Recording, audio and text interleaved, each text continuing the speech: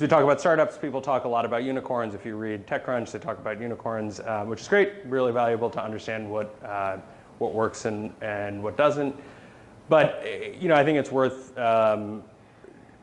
noting that most startups and most businesses actually don't succeed, right? I think 80% of startups between 1990 and 2010 didn't exit.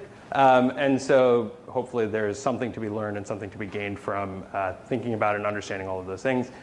And actually, more importantly, even at the companies that have been successful, there have been multiple features and products that have failed that I think there's a lot of opportunity to learn from. So then I put some text about that there. Cool. So just as a high level, I think most people who have worked about or worked in or have been exposed to product before sort of have some sort of a view of the cycle of product management, which I won't spend a lot of time on, but I'll just kind of walk through. I think great products start from a hypothesis. So what do you believe is true about the product or the customer or the market? Based on that hypothesis, you build something. And really, when we think about building, it's what's the experience that we want for a client or for a customer to have to be able to validate that hypothesis and kind of take advantage of it. And then you want to test it, right? You want to figure out, is my hypothesis true? Is it not true? What should we build? What should we not build? All of that kind of stuff. And then you want to measure your results, right? So you've built this thing, you've started testing it, and you've started to see some results that come from it. You want to be able to measure them and say, is my hypothesis true or is it not? I think this is one of the most important phases of the entire thing that's the entire cycle that's oftentimes not as well talked about, which is about taking all of that stuff that you have measured and seen and analyzed and actually learning from it and internalizing it and sort of saying, okay, what do I know now more about my customer or about my business that I didn't know before? And so I think this learning process is really valuable.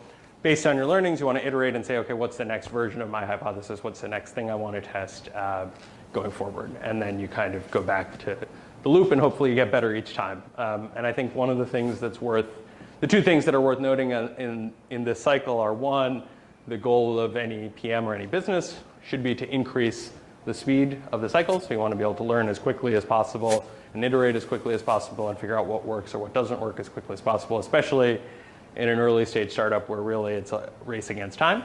And second is, it's okay for things not to work, but hopefully your hit rate, your likelihood of things succeeding goes up over time. And so you kind of want to start to make hypotheses that are more and more likely to be true, right? So hopefully you've learned from the 20 experiments you've run about what a customer wants or what they don't want, and that makes you more likely to be successful in your next set of tests. Sorry about that. Any questions on this? No. Cool. So when we think about learning, I think it's worth thinking about, like, why did your feature or product or business fail?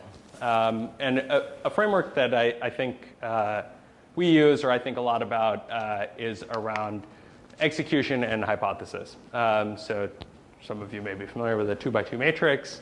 So in the x-axis, you have sort of true hypothesis. The hypothesis that you had for your feature was true or it was false. And then you executed on the way you tested it well, good execution, or you didn't execute on it well, poorly.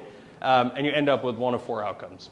Only one of them leads to clear success, which is the top left. You had a hypothesis that ended up being true about your customer, and you executed on it well. So you were able to actually validate it, and you figured out if it worked or not. Good execution, but a false hypothesis is in some ways good because you kind of know that something didn't work, which teaches you just almost as much as something that did work, right? So that is a positive, and you know that you actually kind of did it right. Poor execution, unfortunately, almost never is great because you don't know if it was the hypothesis's fault or the actual execution's fault. And so that's something to kind of understand and think about. Now, there's an interesting question about what colors these should be. Should they be yellow or should they be red? And I think one takeaway from this is that good execution is always critical, which is probably true. But there's a bar for that too, right? If you go back to the question of how do you learn faster or how do you get more likely to be successful, you need to balance the speed with the fidelity of the test to be able to get to the level of execution. And you need to be able to sort of figure out what's the minimum required to be above the threshold. Unfortunately, I think it's really hard to say, here's the sort of like, the set of 5 questions you can ask yourself to figure out which of these 4 buckets your feature, or specifically which of these 3 buckets your feature fell into. I spent about 10 minutes trying to figure that out yesterday and didn't come up with a good answer. So instead, I think what might be interesting is just to walk through a bunch of examples of things that we've done at SquareFoot that fit into all 4 of these categories and sort of understand why. Cool. Any questions? So most of these examples, just so you get a sense for them, the goal of the project, sort of on the left, and then I think everyone can see there's, spoiler alert of which of the 4 quadrants it kind of landed up on, and then I'll kind of walk through it. So one of the most important things in the lead gen business is to increase the visit to lead conversion rate. So you have a bunch of people who come to your site. We do a lot of SEO, a lot of SEM, and so we have a bunch of people who come to our site. We need to get their email addresses, right? So we started out with you couldn't see any content until you gave us your email address. So we had this kind of Web 2.0 branded website where we basically asked you, before you look at any listings with us, give us your email address. And our lead our visit to lead conversion rate was pretty low. We said we had a hypothesis that said, like, you know what, it's this thing doesn't make sense, right? We're not giving you enough context about why we're asking for this. It looks really crappy. And yes, we mentioned Breather and Casper here, so maybe like you think we're really legitimate, but it's not really that effective. So we spent a bunch of time and redesigned it, hired some really expensive designers to come up with a new brand look and feel, and we came up with this, which is basically the same thing, just with more fields and better colors. And we said, now show me Office Space. And we spent some amount of time on this. And the answer, as you can kind of see here, is that there was basically no effect, right? Like, we tested the copy, we made changes, all of that kind of stuff, and had almost no effect. Go ahead, sorry. What's the average lead to conversion rate? Is there, I know that's a hard question, but. It obviously varies a lot depending on the business and depending on the channel. For us, that number varies between low single digits and 20%. So it depends on the channel, it depends on the time, that kind of stuff. Correct me if I'm wrong, but the good execution in this attempt was that you guys kept reiterating on your original hypothesis. Was that what made it? Yeah, no, I think it's more that the fidelity of the work was actually pretty high. And we said, like, we took something that wasn't particularly well done and tested a bunch of different copy and tested a bunch of different styles and said, like, what makes this better? So to some extent, yes, we tested a lot of different things. Questions? I'm sorry? How did you do that? So for this, we actually did it all internally. We didn't use Optimizely or anything for this. We sort of have our own server set up to be able to test it. Good question, though. Cool. Same thing again. So then we said, and then you can watch this video in the background, we said, okay, well, like, let's actually go through and say, what's a better experience both for the client and for us to be able to understand what drives this rate. So we had a hypothesis that collecting client information throughout the process, on site, will both increase their investment in the flow. So they'll sort of like feel like they've given us some information, that they've invested some time in this rather than just giving us an email address. And also, I'll just play again so you can watch it again.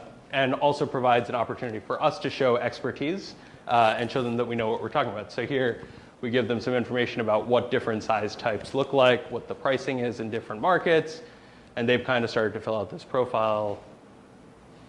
We show them like what typical lease terms are like, all of that kind of stuff, and then we finally ask them at the end for their email address and phone number.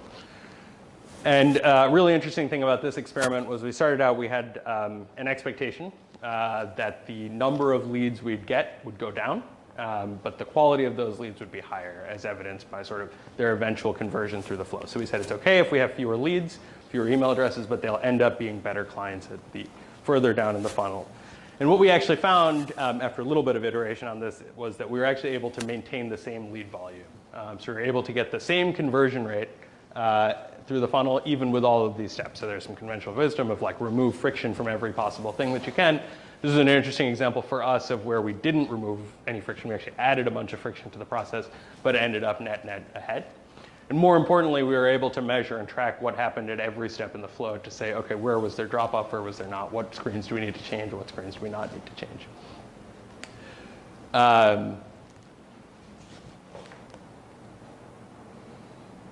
So one example of that was actually the last page, which is now you've kind of given us all of this information, as you can see up here. And then we want to ask you for your name and your email address to see the 100 matching results that we have of spaces that will meet your criteria. And we saw some relatively high drop off on this page, which is kind of expected, right? Like we're finally asking you for your email address and your phone number. In this case, it was optional. We now ask for it required. And so we made a really, really simple change, which you can probably barely see, which is that we showed the results in the background and just grayed them out, which is like a pretty common thing that you see everywhere on the internet. We kind of did it here, and we saw all of a sudden that conversion rate on that page went up, right? And so ability to look at each individual page and say, okay, what's our hypothesis here was really powerful, and we sort of were really happy with that. Cool, yeah, go ahead. Just a question. What factors, I guess, influenced you to make these hypotheses? Was it based on looking at competitors or looking at your own data to come up with these new hypotheses that actually work? Yeah. That's a great question. I think there's three ways that you come up with hypotheses. First is through customer insights. So we talk to clients pretty regularly. We have a team of people who talk to customers on the phone every day. So we're able to get a bunch of insights through them. Two, you can look at data. So you can say, okay, what actually happens if you make these changes, or you can see what kind of behavior do you have. It's a little harder to do here until you run an experiment. And the third is actually gut, right? Gut instinct. Which, especially for PM who worked at Zynga, is like never a thing that you ever talk about. But I think it's actually really valuable because the more times you run experiments or you do things like this, the better understanding you have of what a customer wants. And so you're more likely to kind of be able to showcase that, this stuff. And so here I think we did certainly the first and the third. We spent a bunch of time talking to customers, understanding like, okay, why do you give us crappy email addresses? What actually happens throughout the flow? The answer was all fairly straightforward, right? Like I want to understand what's going, I want to get to the goods before I kind of give you all of my information. And this is a fairly common thing across the internet, right? Like people are now moving away from the pop-up forced modal to something like this. Other questions? Yeah.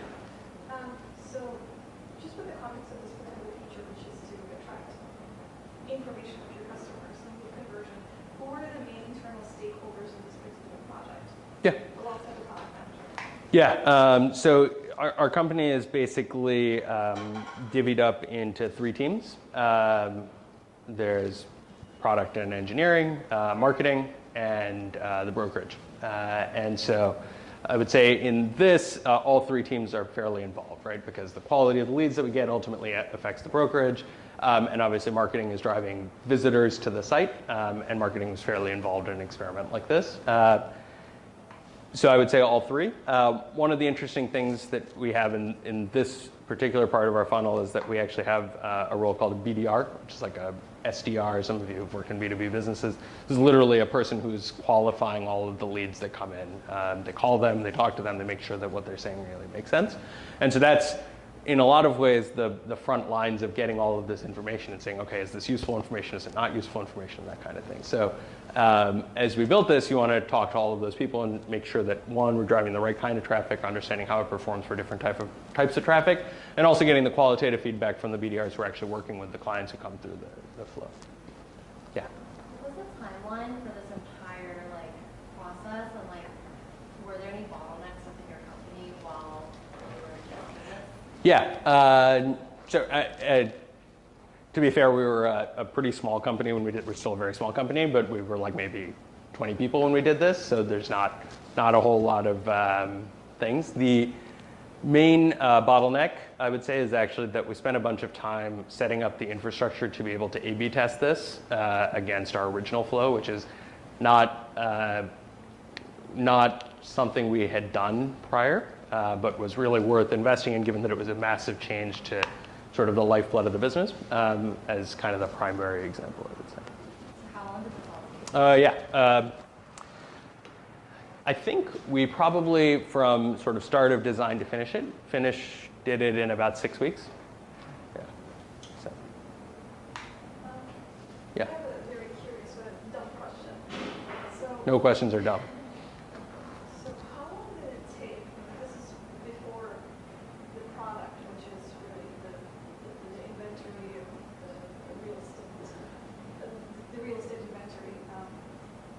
How long did it take to set up the infrastructure to support your business? By that I mean the database, the front end. Yeah. It's a great question, and I'm not a founder of the business. I joined the company about 2 years ago, and I think it took probably about 2 years to get sort of the infrastructure around specifically listings data and enough of a funnel around lead gen to even be able to start to have these kinds of conversations. So. Listings data is a particularly difficult challenge. And it's something that we still invest a lot of engineering effort against because it's not the most obvious thing in the world. So that's certainly, if the genesis of your question is how long will it take me to start a business, hopefully you don't start a business that requires proprietary data because that'll add a lot of time to it. So. Yeah. Cool. Other questions? Good. So as we go further down in the funnel, one of the most important parts of our experience is enabling brokers to search for spaces. So we present options of listings that might be relevant to you to the public, and then we have a completely separate search experience for our brokers because they need to have access to more information, more fields, all of that kind of stuff. And so we sort of want to make sure that they're as efficient as possible. One of our main value adds is that we're, in many ways, a more profitable brokerage because we can get our brokers to be able to do more deals than a traditional broker does. And so one of our engineers basically on a weekend said, you know what, I'm going to redo the entire search experience. And so he started on a weekend, and it actually took like 3 months, maybe 6 months to rebuild the entire search experience. This was like when we had 3 engineers. So a very, very costly project that was like very well intentioned. Someone saw that their coworkers were having a hard time with something and said like, okay, I want to go build something to make their lives better. I'm an engineer. And so they built this thing, and we actually called it New Search because we were unsure if the brokers would actually use it and how it would work and whether it would break this kind of lifeblood of the business. So this was a huge investment for the company, right? So in this matrix falls into the category of good execution, but ultimately kind of had no hypothesis. It was just something someone thought would be a good idea. And so this shows the usage amongst our brokerage team of what we called quote unquote new search and old search. So really a complete waste of time. Go ahead. Were both new and old search available on the same platform? Yeah. So it is not called old search, but it's called search and new search. Okay. Yeah. What made the new different from the old? Technically, it was probably a better search in that it used more modern search technologies and was more effective, but was a experience that no one was familiar with or didn't make sense in the context of how a broker actually created campaigns. I'm going to answer your question in 1 second because you'll see the next version of it. And for what it's worth, I think this is an important example for a couple reasons. One, I think the initiative that someone takes, especially an engineer takes, to try to solve a problem is actually really great and something that should be embraced, but also kind of you need to put some guardrails around it, right? This is a significant investment for the company. And so we then sort of redid it. We, at this point, had a lot more people, had a design team, and so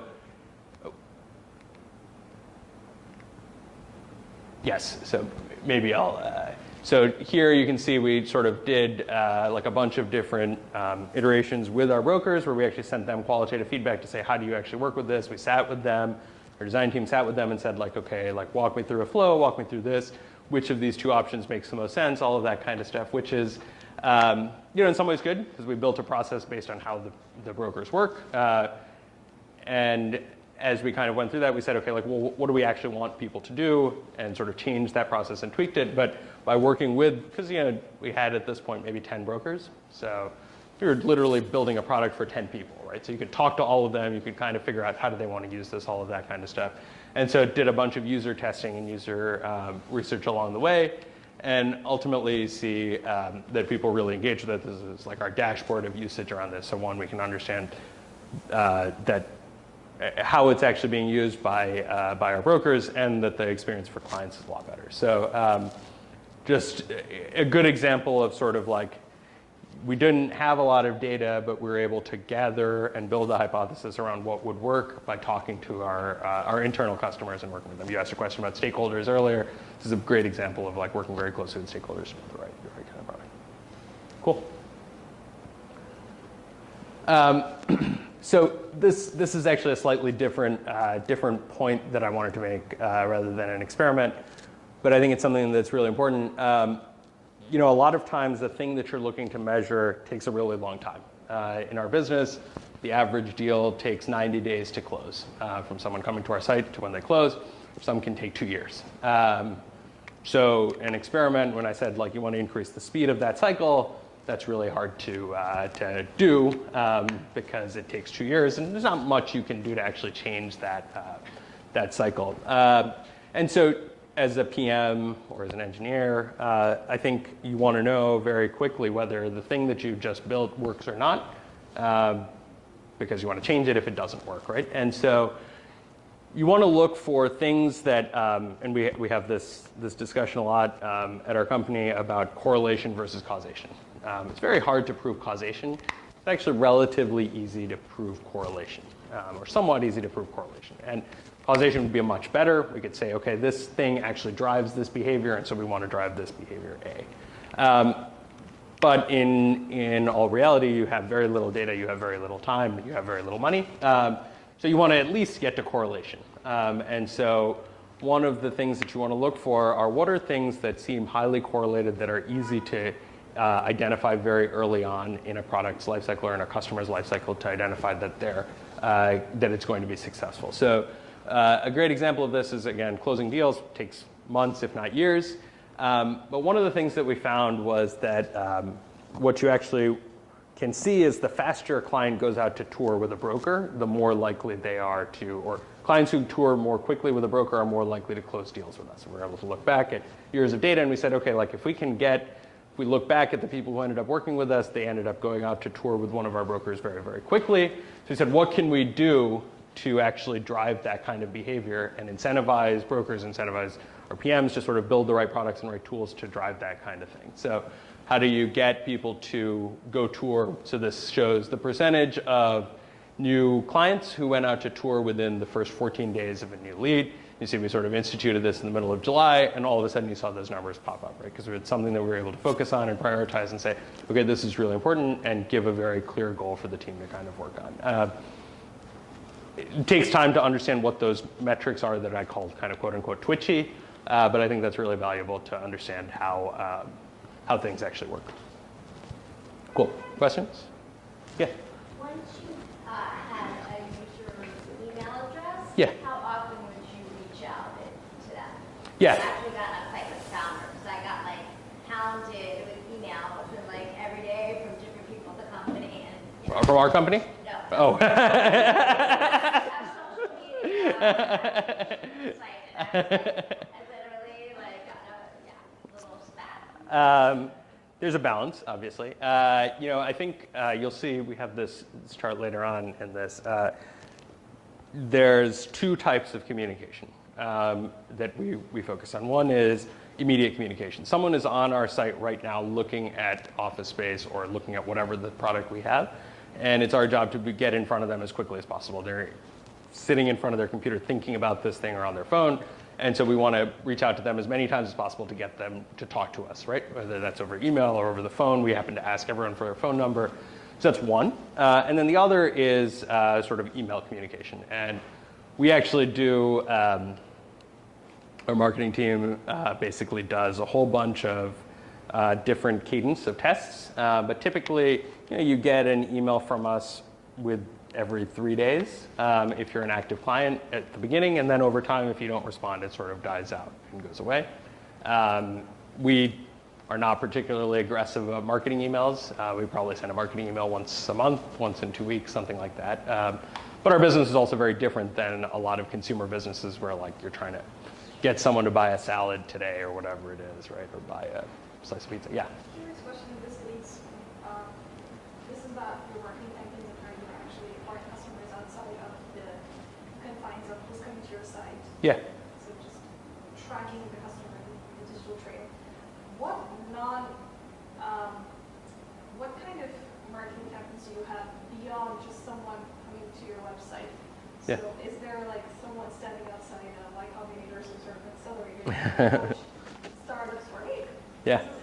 So it's a great question. We have historically not done any marketing outside of paid digital and SEO. We have been able to generate volume that way and have been happy and profitable with that kind of growth. We now have more people, more resources, more time, and so we're starting to look at some other channels. I think the things that broadly as we think about marketing, I think there's a couple different categories that we care about. First is generally outbound, which we think about as kind of in the most simplified term, cold calling, things like that, but basically coming up with targeted lists of clients that we can reach out to either digitally or over the phone or in an analog way. That includes partnerships like standing outside of Y Combinator or a law firm or outside of this office, right? As places where there are potential clients. That's one category of things that we'll do and will continue to do. Second is sort of brand awareness and kind of trust type things, which is events things that drive up the credibility and understanding of us as a business. So we'll do an outdoor campaign that you can see SquareFoot everywhere you go around, or we'll do talks like this, things like that that increase the credibility and relevance of the business. And the third is content, which is something that we do some of now and will continue to do more of, which is basically establishing ourselves as the trusted partner, trusted advisor in your real estate search. So thinking about how can we provide you as a person who's looking for office space with the information you need to make an educated decision about this transaction that's quite large and that you don't know much about, whether you work with us as a broker or not, right? And so the absolute initial source at the time of conception that you had your infrastructure up and running was basically just people coming to your website, convert them on the SEM and SEO. Yeah. So we invest a lot of time in optimizing those two channels. Go ahead. What happened where there was 0 and then it shot up? Here and here? Yeah. Yeah, so it's something we literally never talked about or tracked. No one knew that it mattered. And then we literally told our teams that this matters. And we showed it on a leaderboard. There was a picture of a leaderboard that I deleted. I'm not sure why. But there's a picture, like we literally set up a leaderboard of like who has the most of these and this is what happened. And we actually started to make changes to the product to incentivize and drive this kind of thing. So very, very stark example of just measuring and surfacing something having the kind of behavior effect that you want to have.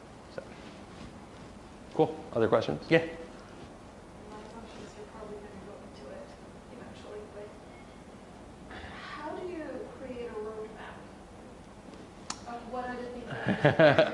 I'm probably not going to touch that topic here, but I would say, to answer your question in the context of this, I would say ultimately it goes back to that cycle of the hypothesis. Ultimately, you care about 3 things. One, what's the goal of the business and at that moment, like what is the thing that you're trying to influence? Is this the metric you're trying to influence, or what is the metric you're trying to influence? What are you trying to measure?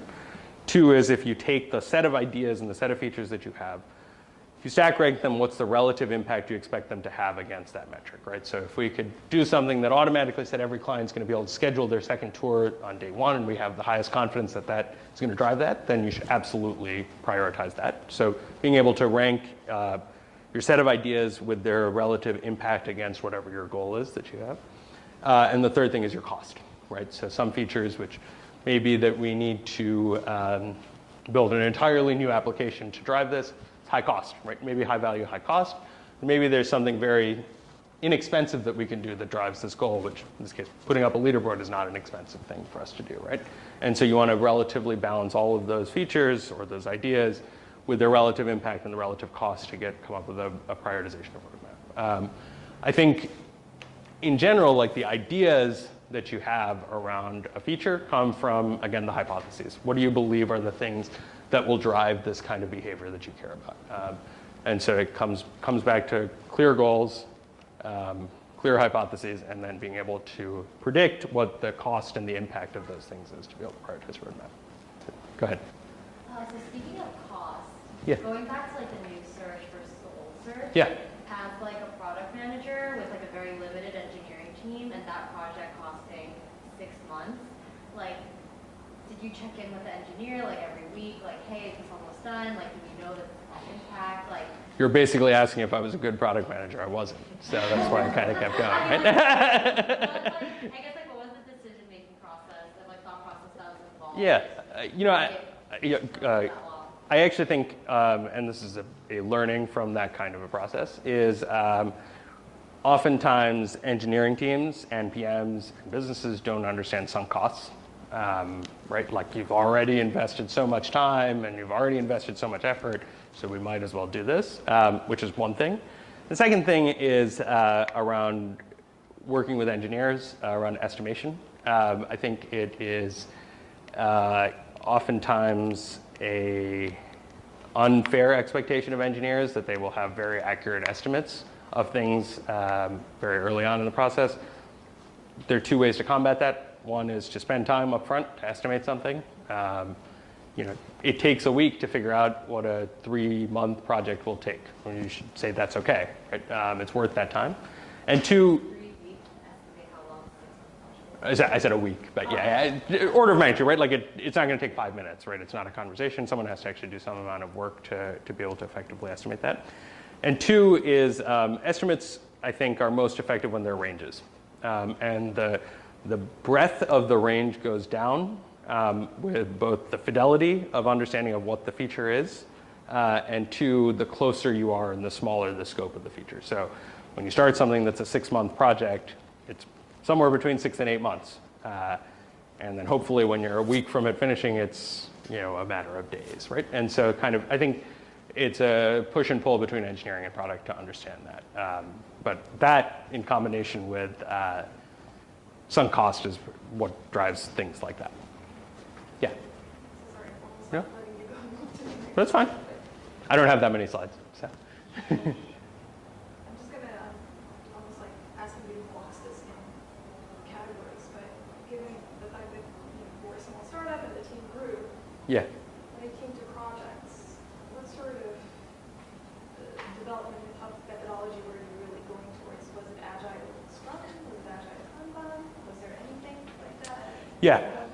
So we actually, when the engineering team was probably like 3 or 4 people, we ended up moving to an Agile Scrum type model, and we use Pivotal Tracker. It's a tool I'm familiar with, and so we roughly use our own modification of that, right? Were you assigning fictitious points to measure the project? I'm not sure I know what you mean by fictitious points. Something like it costs, so the cost of a project is kind of attached to the points, and the points are basically direct translation of the time and effort taken, the time and engineering effort Yeah. taken to. Yes, yeah. So hopefully the estimates aren't fictitious, but one of our goals is that the engineering team is able to say, okay, this feature is 3 points versus 5 points versus 1 point. And I think you can think about points both in terms of time, or you can think about them in terms of complexity as a proxy for time. So, yeah. Cool.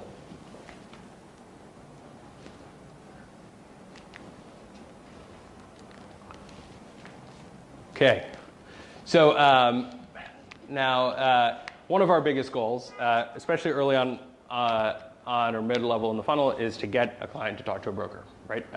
That we really care about putting our brokers in front of clients because they can actually get a much higher fidelity view of the world, higher fidelity view of the market. And you saw from that previous chart, care about getting people to tour, which means we need to get people to talk to our brokers first.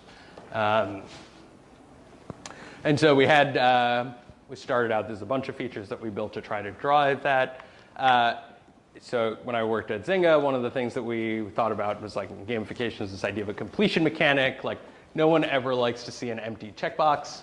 So like what can we do to get more people to go through the flow to fill out their checkboxes? So we built this feature that was like, you need to do all these 5 things to then get your checkboxes through, which I think was actually quite well executed. You'll see the results in a couple slides. 2, we said, okay, you want to know who the person is you're talking to. So we had a really clear hypothesis of like, okay, like this person is going to call you. You need to know who Brock is. Who's this guy? And so we put Brock's picture here. We did a lot of work to make it look really pretty. Our design team actually did a wonderful job of designing this thing. And so we did this. We invested in this thing. And then we did this thing where we said, like, we actually want to get you to invest in touring. Because we want to say, like, let's get you to request a tour. So and you can see this is a very bad public listing. The address is 214222 West 29th Street, which is certainly not a real address. But we said, like, if you click this button, request a tour, you can give us your information, and then someone will reach out to you to tour. This, for what it's worth, is an example of poor execution and a poor hypothesis. So we did all these things, and this is a metric that we use, the lead to handoff rate. What percentage of leads actually become a handoff, which is a sales qualified lead, someone who's talked to a broker. And this was basically flat. So we did these 3 features, and they had no effect, and then our mind was exploded. What could we do to move this number? This is one of the most important metrics for the business, right? Because we've paid money to acquire these customers, these visitors to the site, and we need to get them to actually engage with our brokerage. So we said, okay, let's go back to the drawing board and say, okay, what can we actually do and come up with more clear hypotheses? So one thing we saw on the last slide was that, like, you basically, that was a nonsense listing. It didn't actually mean anything. No one works at 216224 West 29th Street. So we said, okay, we need to invest a ton in actually getting better quality listings to be able to show things that are more real. So ultimately, like, if you want to engage with a broker, you need to show things that are real. Feels relatively obvious, but is important. So like building credibility and building trust through the actual product and through the actual listings, which we invested a lot of time in. And then this is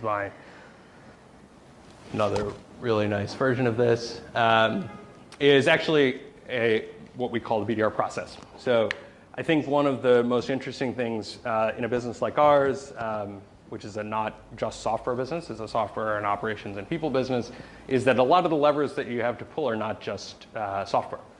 And so we said, okay, let's like take the process that the people, the BDRs, are using and try to modify that. We said, we have this great chart that our head of sales found that says, like, you know, people who get called within 1 minute of signing up on a website are 4 times more likely to convert than someone who gets called within 24 hours. So we said, okay, we're going to build every piece of process that we can, or everything we can do, make sure that every person gets a phone call within 1 minute, within 5 minutes, whatever the time is.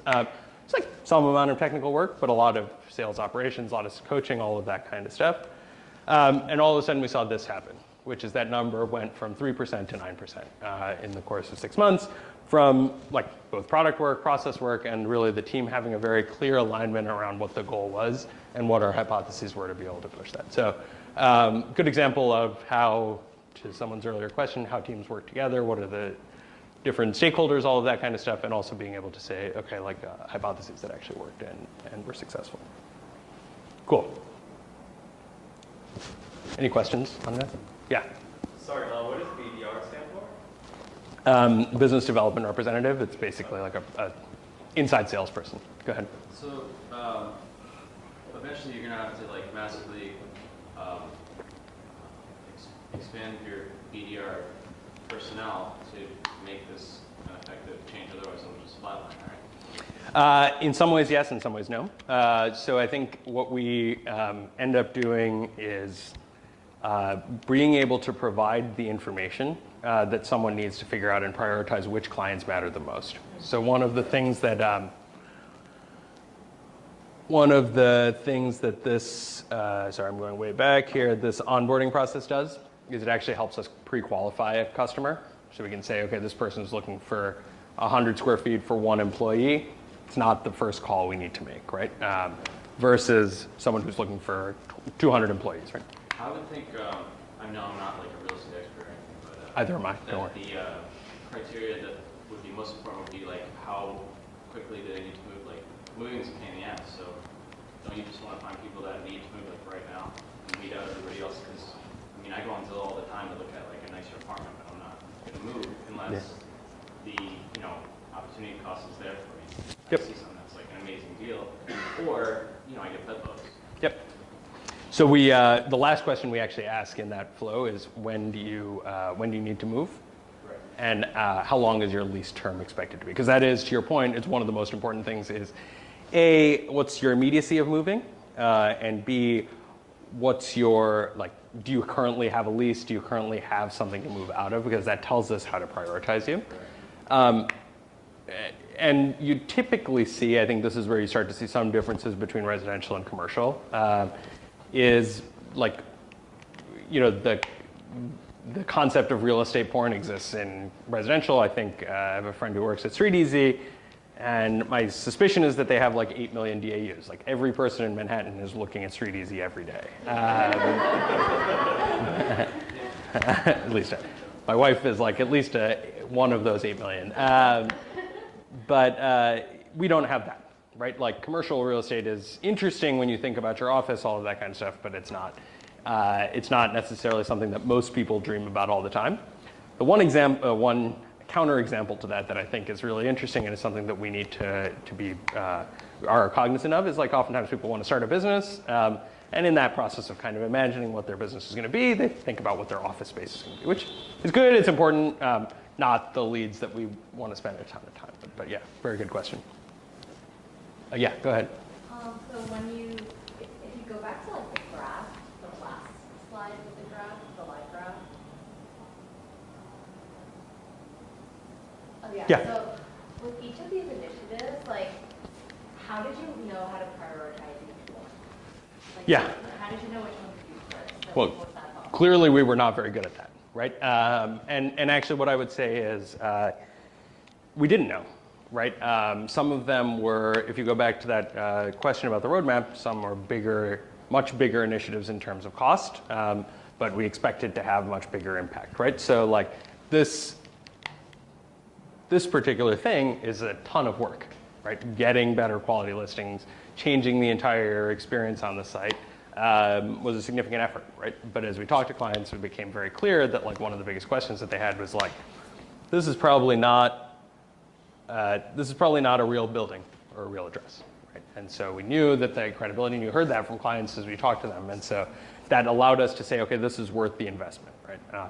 Ultimately, a lot of what you're trying to do, what we try to do, what a PM tries to do is de-risk the biggest investments you're going to make, right? And so the more feedback you can get, the more confidence you can have in your hypothesis or your belief, the better off you'll end up being. And so it's not a great answer to your question, but I think it's a little bit of art and science. Cool, go ahead. I don't understand so much about the real estate business at all. Uh-huh. But can you explain the concept of scaling for your business when it came to the everything more profitable we're getting customers? Yep. What did that pose for yourself as a platform-based product? Yep. Did it require more investment in infrastructure? Was it really nothing at all? Yeah. The concept of scale in this business. Yeah. So I think there are things that are linearly scalable and things that are sort of step function scalable as you get to different levels of growth. And things that are hopefully entirely scalable. So hopefully you need one CEO, one COO, that kind of thing. Like you don't need 10 people that look like that. There are some things that you need one incremental person or roughly one incremental person for every X number of leads. BDRs are one example of that. Brokers are a perfect example of that. Yes, we can get brokers to be 10%, 15% more efficient. That's great, but generally they scale with volume, right? So it is a large cost to us that we need to understand. Hopefully most of those things are variable costs in that they come with revenue. So as you see revenue start to grow, you can hire more BDRs, and you can hire more brokers, you can hire more salespeople, that kind of thing. And then there's sort of the non-linear but still growing costs, which frankly include technology, include marketers, things like that, where you can say, okay, we've proven the business to this level, and we now are able to invest more. So we, are in the midst and sort of wrapped up kind of like a large hiring binge where we've hired a bunch of people in really those kinds of roles, right? In engineering, in product, and marketing, to be able to do a lot more of those kinds of things that we think we need to do to be able to build these features faster, build more of them, test more things in parallel. And once we get through that phase, we're not going to continuing to add another engineer for every 10 deals that we do, right? That's hopefully not the way it works. Hopefully we're able to scale that part of it more non-linearly. With regards to the infrastructure, you supported the business in the first place. Yeah. You had to build out a database, build a front end, Mhm. the CRM system. Was that a huge investment? I mean, sorry, that's sort of a referring question. In conjunction to that, like the vendors that you worked with, in conjunction to that, how much do you think did the open source really help alleviate some of To be totally transparent with you, we're getting to the edge of my technical knowledge. So I don't really know how much impact open source had for us, but I would say certainly we have to continue to make infrastructure improvements as we scale, right? We have to invest more of our engineering time in infrastructure and keeping things running and keeping things to improve, both on the client side and on the broker side. As you have more brokers and more people using your search tools, things like that, you have to continue to kind of upgrade. I want to just keep moving just because we have, I guess, a couple minutes left.